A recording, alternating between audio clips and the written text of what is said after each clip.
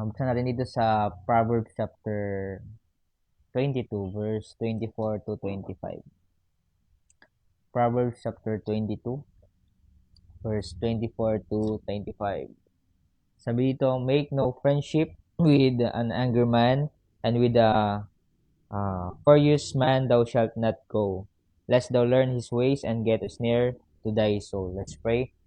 Panginoon, makapangyarihan sa lahat, salamat po sa umagang ito. Kami po ulit ay binigyan niyo po ng pagkakataon upang mabuhay at makapag-aral ng inyong salita. Dalangin po namin na kayo po yung mangusap sa bawat isa. Maging pagpapala po itong word of wisdom, Panginoon, na inyong ay papahayag, Panginoon. Kayo po yung umabay sa akin, Panginoon, na bilang instrumento lamang, Panginoon. Gamitin niyo po ako at nawa ay kayo po yung may taas, Panginoon.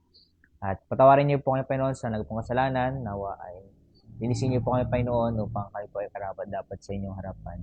Kung dalangin sa pangalan ni Jesus. Amen. Yan. Yan. So, ito, mayroong time na natalakay ko na to eh. Pero, blessing pa rin kahit papaano. Sabi dito, make no friendship with an angry man. Yan. So, dapat hindi tayo kaibigan sa mga mga pangit yung ugali. Yan. And sabi dito, and with a furious man thou shalt not go. Yan. So, kasi kapag yung isang tao or kaibigan ay yung ugali, 'di ba? Possible na na adapt agad, ganun. Especially yung mga bata, ang bilis makapag-adapt ng ng kahit papaano yung mga mga pangit na gawain.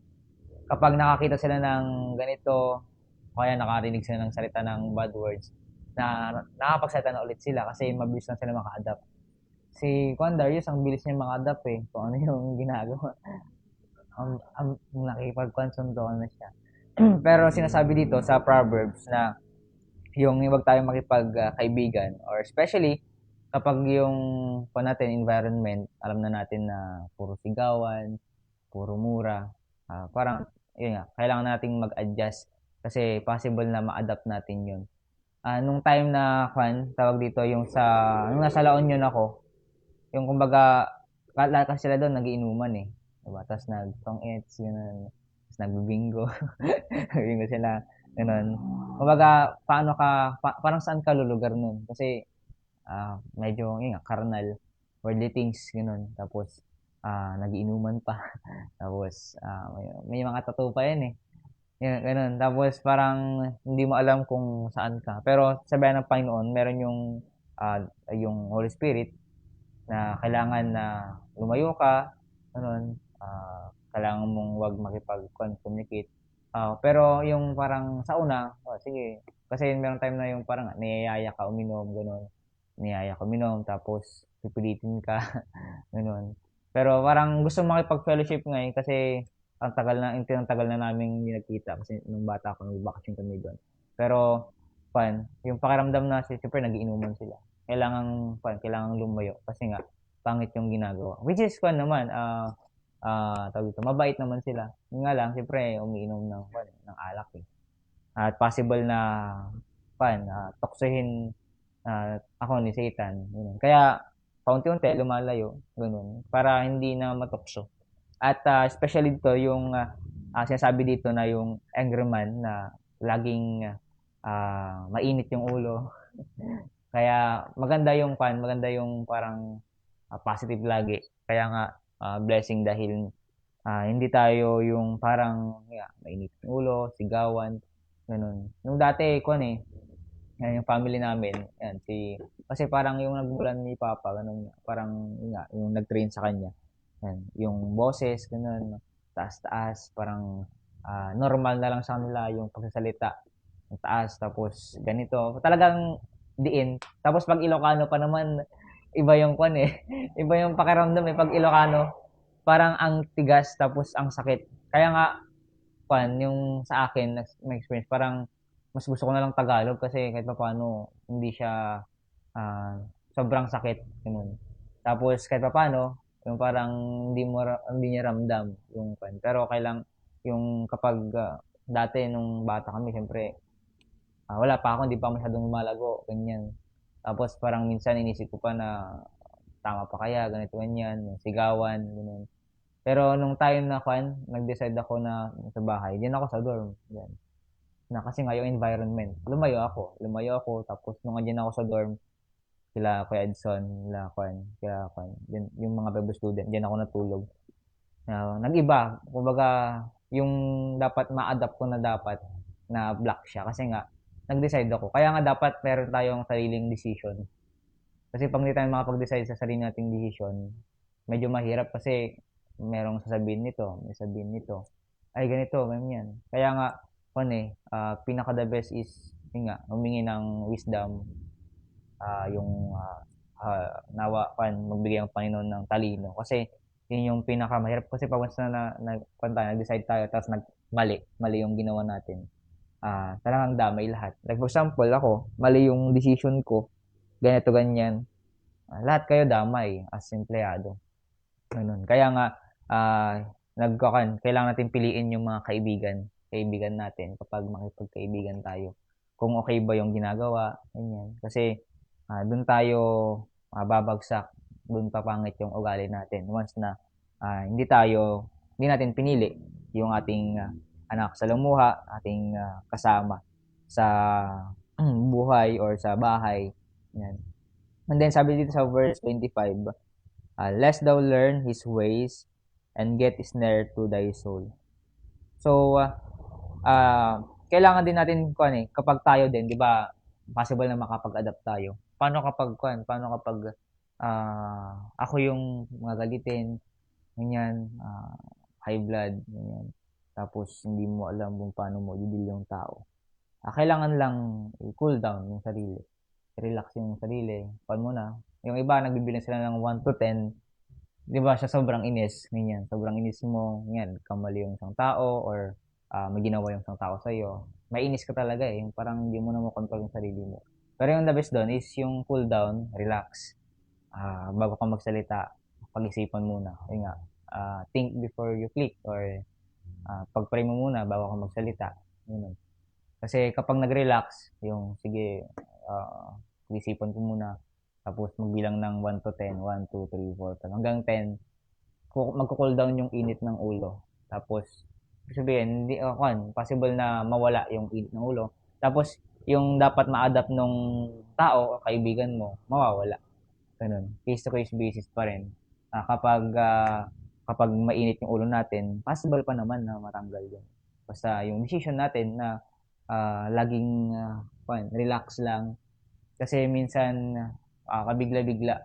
Kasi emotion natin mahirap kontrolin, lalo kapag sobrang hirap yung gagawin natin. Kaya kailangan relax lang. Ganun. Relax, ganyan. Kasi kapag hindi ka nag-relax, possible na makasakit sa isang tao. Ganun. Kaya kailangan natin to. And tingnan natin dito sa 1 Corinthians chapter 15 verse 33. 1 Corinthians chapter 15. 1 Corinthians chapter 15 verse 33. Sabi dito, be not deceived, evil communications corrupt good manners. Yan.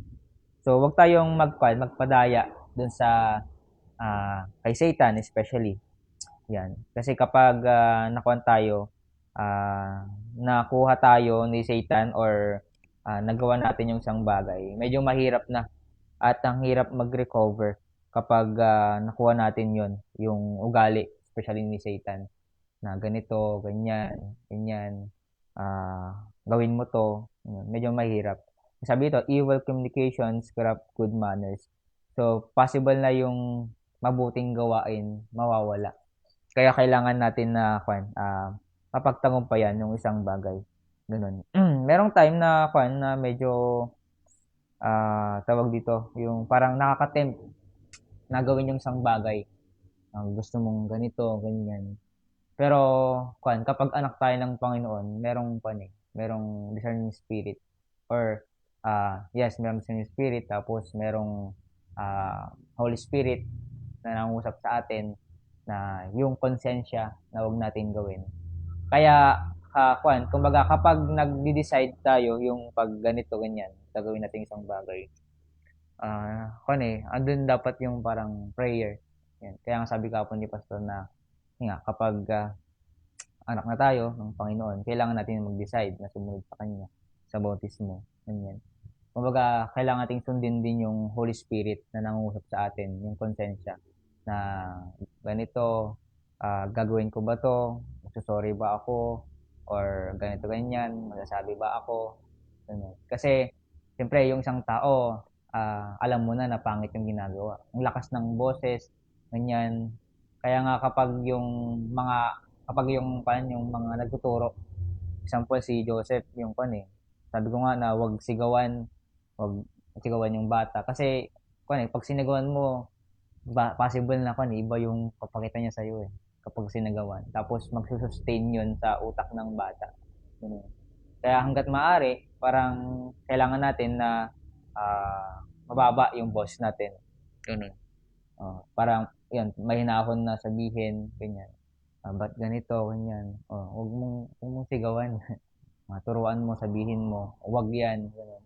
Ang galing nga yung kay Pastor, sinasabi niya na yung ibang bata dapat hindi yung, bad yan, bad yan. Ganun, bad yan, na dapat huwag mong gawin yan. Di ba? Ang ganda yon yung, huwag mong gawin yan kasi masama. Huwag mong gawin yan. Kaysa yung, bad yan. Di ba? Parang may point din na kapag sinabi mo yon, bad yan, parang masasaktan din yung bata na ganun. Kaya kailangan natin na yung wag tayong magpadaya sa especially yung sinasabi dito na kapag tayo ni Satan, bumulong siya na gawin ito, medyo mahirap na. Yan. And dito sa ating verse, tingnan natin sa verse 25, lest thou learn his ways and get snare to thy soul. Yan. So, simple lang naman yung dito na sinasabi na kasi possible na mahawa sa kanilang maling gawain. Ganyan. At masalo tayong magiging kasi magiging maayos yung environment kapag maayos din tayo. Ganyan. Kaya nga, tawag dito yung kapag nagsisigawan, ganyan, sabihan, possible na magsabi na, wag ganito para yung environment natin, wag mahawa-hawa. Ganun. Kasi once na meron ng isang gumawa nun, or tataas ng boses, tataasan niya. Kaya nga yung pag ma-pride yung isang tao, tawag dito, pag mataas yung boses, di ba karamihan nagtataas din ng boses. Ganun. Pero kapag yung mababa lang yung boses mo, ganito ganyan, mababa lang yung boses mo, hindi ka taas ng boses, bababa rin siya. Kaya nga laging sinasabi na kapag yan, nagpakumbaba, bababa rin yung susunod din siya. Nagpapakumbaba rin siya. Kaya nawa ay huwag tayong makipagkaibigan sa mga pangit na ibig sabihin yung ugali, especially yung kainitin o kaya pangit talaga yung ugali na makapag-influence sa atin na masama. Ganun. Kaya nga kapag masalong yun na nalaman o kaya yung dito or sa iba, kapag dito lahat maayos yung ginagawa natin. Kaya nga sinasabi lagi na kapag maayos yung pag-itungo mo, ganyan, kapag merong pumasok na tao, tapos nakita niya na ang ganda ng pag-itungo, mahahawa niya siya, di ba? Kaysa yung taas ng boses, tapos ganito ganyan, nag-init yung ulo. Pag may pumasok na ibang tao, pangit na, possible na makuha niya yon. Ay, pwede pala to, di ba? Kaya kailangan natin na maging matalino rin sa ating kinakaibigan at kinakasama. Yan, para sa ikakabuti natin. Okay, tayo manalangin. Let's pray.